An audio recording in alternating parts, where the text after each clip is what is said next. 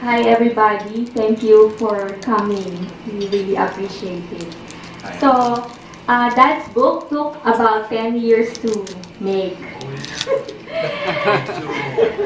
Talagang, it's a labor of love, and tears, and joys. He started considering to write his book in his 70s. That was around the year 2001. I was in my mid-40s, and I guess we were both in our transition journey. I have always seen Dad to be up and about and on top of things, but when I saw him during those years starting to mellow, yellow, and to be restless, to the point of boredom, I needed to do something.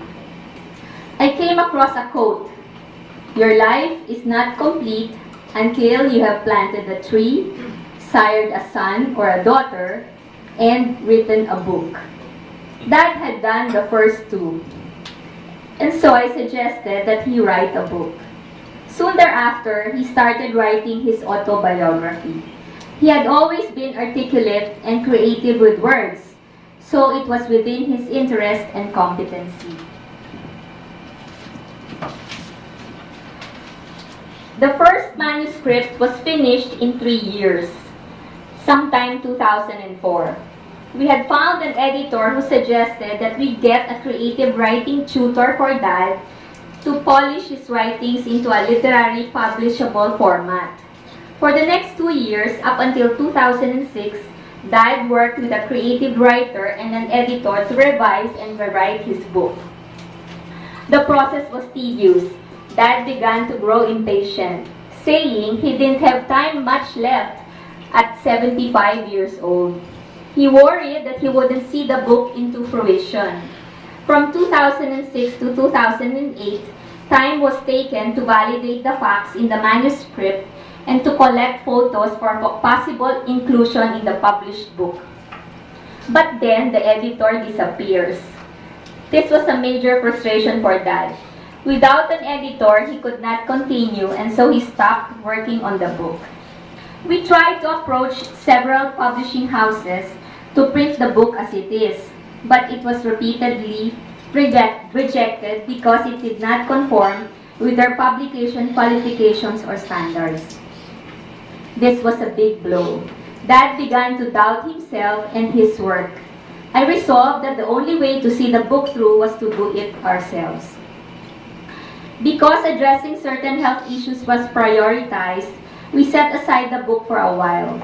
When he was well again, Dad said that he wanted to go back to school and take English literature classes to find out whether or not what he wrote was anywhere close to what the literary greats have done.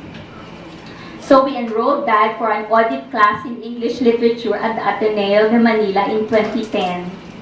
The dean was very kind to accept him, and the professor of the class also allowed me to sit in as Dad's companion.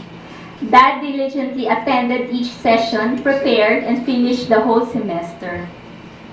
By good providence, we were introduced to this young editor, a Palanca awardee who also taught at the Ateneo. He readily accepted Dad's manuscript to work on, so Dad went back to work again on his book. The back and forth process involved editing, revising, writing, and rewriting. Another assistant was brought on board to record Dad's thoughts, as he was no longer keen on going back to the Word file anymore. He was 79. The whole process of final edits took another year, and by God's grace, the book was printed last July 2011, in time for my mom's 80th birthday. Dad turned 80 last March too. And thank God, he's able to see his work and book into reality.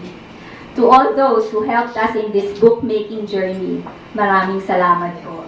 God bless us all.